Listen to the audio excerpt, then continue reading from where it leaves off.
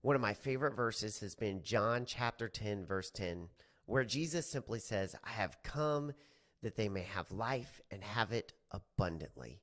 This abundant life that Jesus offers is available to everyone. And I've wrestled with this question, why don't people grasp that? Why is it that there are some people that don't follow Jesus when he offers them life? And I've come to this conclusion. Everyone that doesn't follow Jesus shares a similar belief. Their belief is Jesus does not offer the life that I'm seeking. I want to say that again. Everyone that doesn't follow Jesus shares a similar belief, and that belief is Jesus does not offer the life that I'm seeking. And as Christians, we try to shift that belief in another person's life. And for a long time, I have tried to argue that belief and use my words to shift that person's belief. But I've come to the realization that words don't work very well. Let me give you an example. For a very, very, very long time, I grew up hating cream cheese. It just disgusted me. People would ask if I wanted a bagel with cream cheese. No, I'll just take it plain. Thank you, though. People asked if I wanted cheesecake. No, I'm good. And see, they would try to argue with me. No, listen, this cheesecake is like a family recipe. It's the best. Or this cheesecake is from Cheesecake Factory. You don't get better than this. And I would come back with this simple answer that was, well, does cheesecake have cream cheese in it? Well, then I'm not interested because cream cheese is gross. And I'm not sure where my belief shifted, but somewhere in my mid-20s, long after I was married, I decided to try cream cheese again. And I love it. Bagel with cream cheese, I can't get enough. Cream cheese and cucumber sandwiches, absolutely. Put cream cheese on French toast with strawberries and syrup, excellent. Right? Cream cheese, cheesecake is one of my favorite desserts now. And I'm not sure what shifted, but I think that what shifted in my mind was watching other people enjoy cream cheese. You know, for a long time, I didn't like cream cheese, but I would watch these people try cheesecake and just go on, and I saw their enjoyment in cheesecake. No one was ever able to argue me into enjoying cream cheese, but watching other people experience cream cheese and cheesecake and enjoy it themselves gave me the courage to try it again and have that experience again for myself. You see, we all have things we dislike, and the reason we dislike things is because we have experiences that are negative. For me, in cream cheese, I had a negative experience as a child.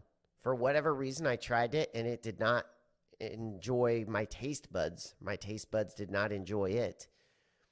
And see, those that don't follow Jesus, they've had negative experiences. Maybe it's because of the culture they grew up in. Maybe it's because they feel like God has abandoned them. Maybe it's because they've been hurt by other Christians. But for whatever reason, those that don't follow Jesus have some experiences that confirm the belief that Jesus does not offer the life that they're seeking. And it's our goal to give them some different experiences. Because here's the truth. Experiences outweigh words. Experiences outweigh words. People could try to argue me into liking cream cheese with their words all day long, but guess what? I've had some experiences with cream cheese that made me believe differently, and words were not going to change those experiences. And people have had some negative experiences with God. Our words, our arguments are more than likely not going to change those experiences because experiences outweigh words. So what do? Our goal is to give people an experience with Jesus. And we do that by sharing our own experiences with Jesus. On a day-by-day, moment-by-moment period, we allow people to see us experiencing Jesus in a very real way. And here's what I'm convinced of. Just like I saw people experiencing cheesecake and enjoying it, when people see us experiencing Jesus in a very real way, they're going to want what we experience. They may not want it immediately. It may be years down the road, but I'm convinced that when we allow people to see us experiencing Jesus, the true, authentic, life-changing, loving Jesus, they're going to want what we have.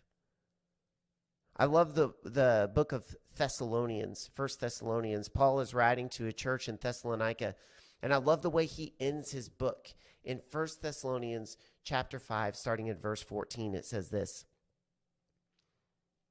It says, "And we urge you, brothers, admonish the idle, encourage the faint-hearted, help the weak, be patient with them all. See that no one repays anyone evil for evil, but always seek to do good to one another and to everyone. Rejoice always, pray without ceasing, give thanks in all circumstances, for this is the will of God in Christ Jesus for you."